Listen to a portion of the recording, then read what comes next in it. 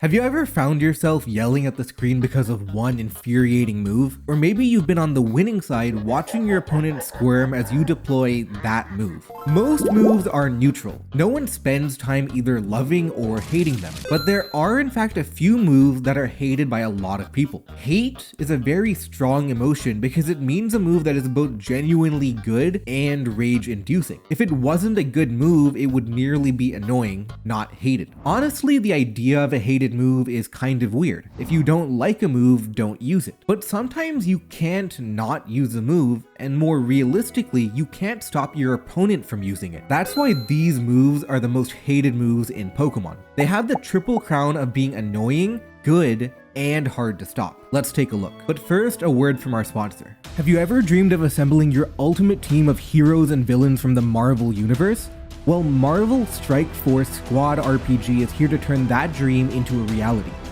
Marvel Strike Force is a mobile squad RPG that allows you to battle with your favorite team of superheroes and supervillains in a fight to save the universe. Your goal is to power up your favorite characters to complete missions, unlock gear and other resources, and beat other players in PvP modes such as Alliance War and Real-Time Arena. You'll recruit both heroes and villains from across the multiverse, including Iron Man, Wolverine, Venom, and much more. New characters like the brand new Hive Mind team are constantly being released, and there are free character giveaways in February. There are in-game events in so many game modes like Campaign, Blitz, Arena, and even an Alliance War in a head-to-head format called Cosmic Crucible. Install the game to immerse yourself in the Marvel Universe. The squad building, combat, and strategy makes this a quality RPG, and for this month only, if you use my QR code or click the link in the description, you'll unlock exclusive characters for free just by logging in. So what are you waiting for? Download Marvel Strike Force Squad RPG today. For our first hated move, we go to the world of double battles for a move called Ally Switch. Ally Switch was so hated that it was actually nerfed entering Generation 9. Ally Switch is a move that swaps your position with your partner Pokemon. Sounds innocent enough, right? Positioning is part of the game, and Ally Switch is a unique move that lets you manipulate that and adds another level of intrigue. Which slot do you attack, right? Well, on paper, maybe, but in practice, it turns into something extremely annoying. For one, a lot of Pokemon get it, and it's difficult to cover for in practice. If you don't know your opponent has it, you might waste a turn attacking into the wrong slot. There are many Pokemon that can feasibly use Ally Switch, and those Pokemon can also choose to simply not Ally Switch. Porygon 2 is a great example. It gets Ally Switch as well as a million other moves too. An even better example is Shedinja, who is only affected by super effective attacks. Shedinja doesn't have the moveset variants like Porygon 2. You basically know it's going to have Ally Switch, but even then it's hard to hit into it. You might be targeting Shedinja with Dark and Ghost type attacks only to hit an Incineroar instead. In the worst case, Ally Switch has large swings and variants. The difference in you not attacking the right Pokemon and your opponent attacking you can be a 2 Pokemon difference, where you faint and they don't. That is a massive difference for one turn. But okay, that's the point of the move. Cry about it, that's what it's supposed to do. But say you know they have Ally Switch, for example it gets revealed, then what? Then it turns into almost a coin flip. Which slot do you target? There are counterplay options like spread moves that target both Pokemon, taunt, or even simply out-positioning your opponent so that you can double target one of the slots. But it turns portions of the match into a sheer guessing game. Which side do you target? It's not a true coin flip because there's ways to play around it and put yourself in good positions around it, but it does lead to coin flip style decisions.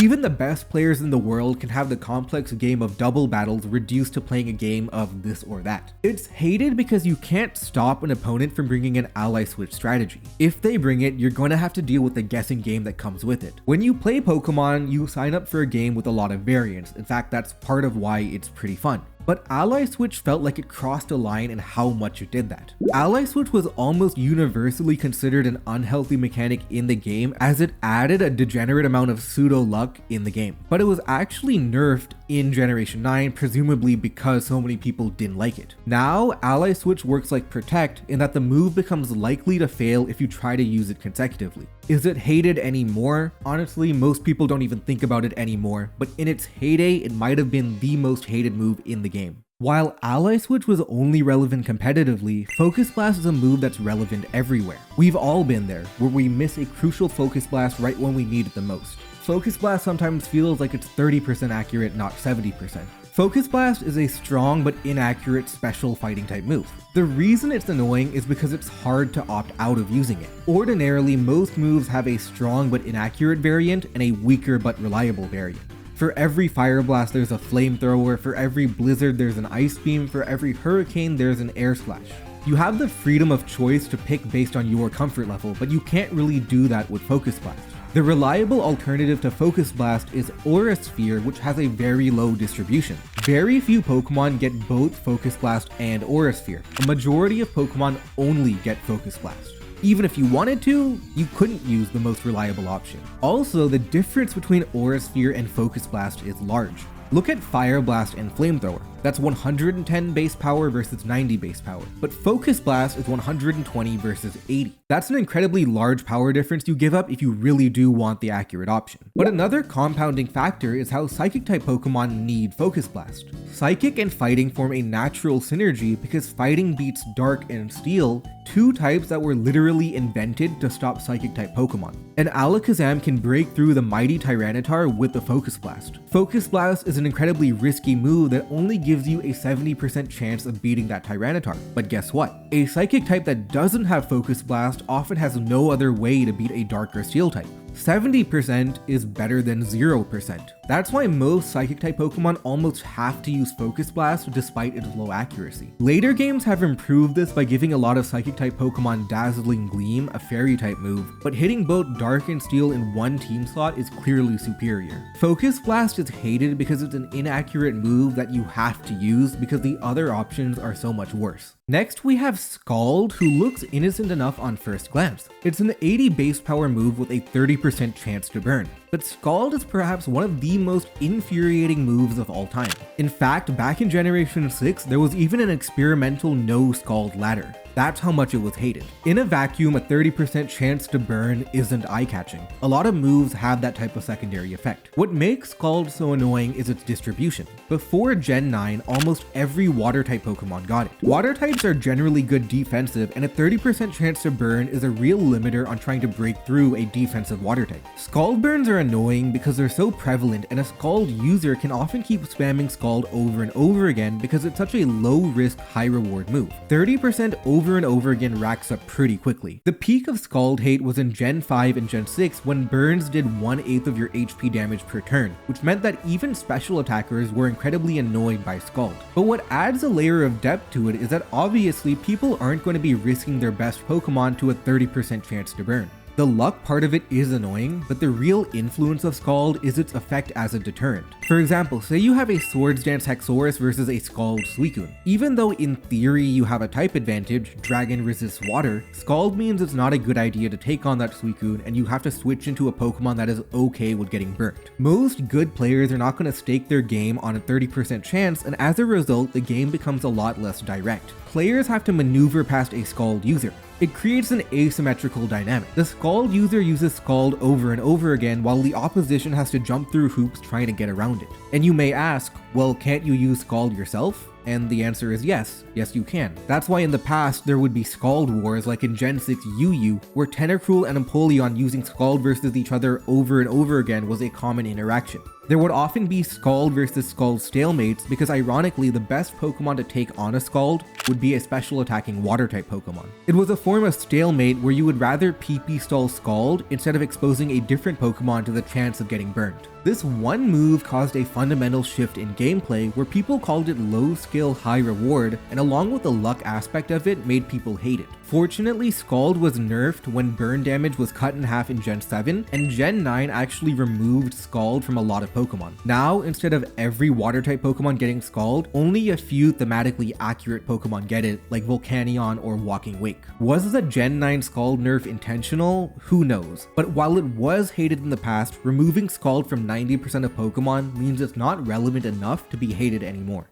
Stealth Rock is a move that is competitive relevant and is interesting because a lot of competitive players love the move, but a lot of casual players hate the move. Even amongst competitive players, there's been discussion about what a world without Stealth Rock would look like back in Generation 6 when there was an experimental no Stealth Rock ladder. Stealth Rock is a move that sets up a field condition called Stealth Rock that damages Pokemon when they switch in. That damage is related to how weak the Pokemon is to rock. A normal Pokemon takes 12.5% of damage, and a Pokemon like Charizard takes 50% of damage. In 6 vs 6 single battles, Stealth Rock is basically mandatory because of how many switches happen in an average game. The value of adding that 12.5% over and over again is incredible, and every team will have Stealth Rock. From a casual point of view, it can feel boring that every team uses Stealth Rock, and if you don't use it, you're at a disadvantage. It's also annoying when you want to use your favorite Pokemon, but it turns out they get extremely limited by Stealth Rock. Imagine wanting to take your favorite Charizard into your first competitive battle, and all of a sudden you lose half your health just by entering the game. But competitive players love Stealth Rock for a very fundamental reason. It lets offense beat defense. Defensive stalling Pokemon can maybe take on an offensive Pokemon and then recover, but that becomes tougher when you add Stealth Rock into the equation. Even if an offensive Pokemon cannot overtly break through a defensive Pokemon, with Stealth Rock and good positioning, an offensive Pokemon can in fact maneuver past a defensive one. Mega Sableye was actually banned in Generation 6 for making defensive stall strategies too strong. Mega Sableye's Magic Bounce ability and high defense allowed it to effectively stop Stealth Rock from ever going up, and from there, defensive teams are almost impossible to break down. The problem gets even worse when you look at all the new Regenerator Pokemon like Toxapex. Stealth Rock is the great equalizer in the fight of offense versus defense, and anyone who's tried to play without Stealth Rock, like in the Gen 6 Sableye metagame, knows how miserable the games can be. I included Stealth Rock in this list because it was interesting to me how much everything is a matter of perspective. Swagger is a move that sharply increases the opponent's attack and also confuses them. That synergizes because the damage you take from confusion depends on your attack stat.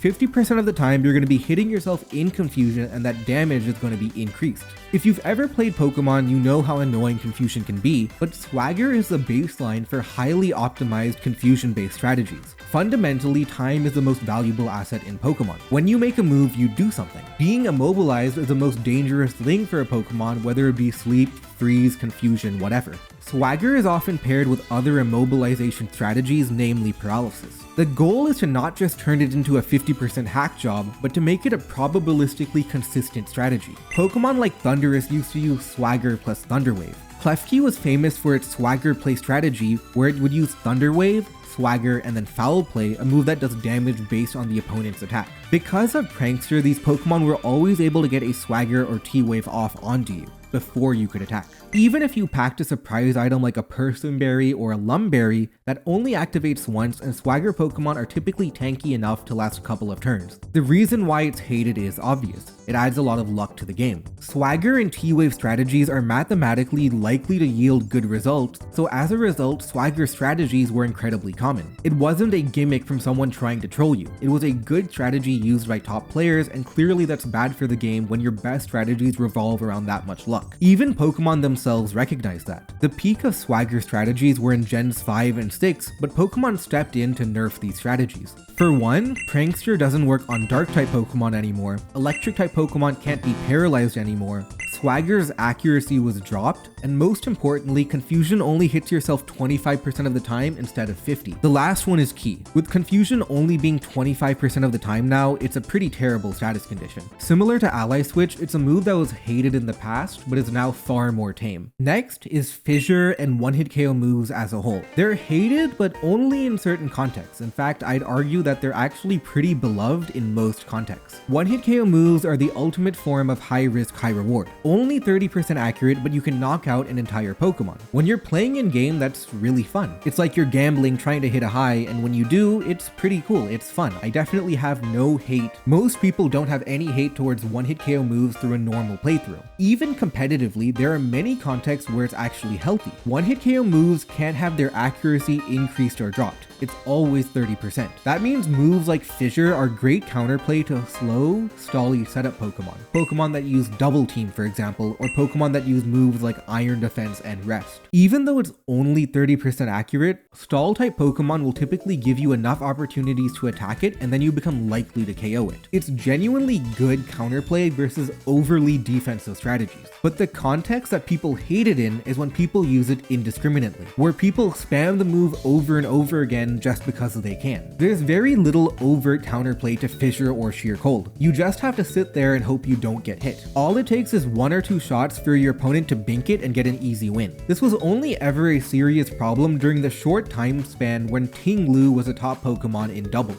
Ting Lu was so tough to KO that it could sit there in front of you and use Fissure several times a game. Most times, Fissure is a cute gimmick, mildly annoying, and really fun in an in-game playthrough, but there are circumstances that make Fissure a move that people hate. Dark Void is Darkrai's signature move and is hated in 2 contexts. Dark Void is a move that is 80% accurate and puts your opponent to sleep. Sleep is one of the best status conditions in the game, and it's terrifying because, like Swagger, it interferes with your ability to make a move. But Dark Void has something special about it. In double battles, it affects both targets. Darkrai was banned, but Smeargle, who can learn any move in Pokemon, would use Dark Void to terrorize the format. The double sleep span was one of the best moves of the format. There's only so much counterplay to having both your Pokemon fall asleep. On top of that, there was the luck aspect of sleep taking anywhere from 1 to 3 turns to go away. This was so bad for the game that they changed the game so that Smeargle couldn't get Dark Void anymore, and as an extra FU, they nerfed Dark Void's accuracy to 50%, even though they already solved the problem by stopping Smeargle. The other context was single battles in the Ubers format, which is the format for legendary Pokemon. Darkrai's ability to sleep opponents and the luck involved with sleep made many people hate Darkrai in the Ubers format. Even though it wasn't overpowered, it was common and top tier, and it was uncomfortable having a Pokemon that adds that much powerful sleep to the tier. Other than that, there's generally annoying luck-related moves like Double Team or Confuse Ray, but they're only annoying and generally easier to deal with. That's why I wouldn't necessarily call them hated, because they lack the relevancy to be hated. What do you think? Which move do you hate the most? Let me know down below.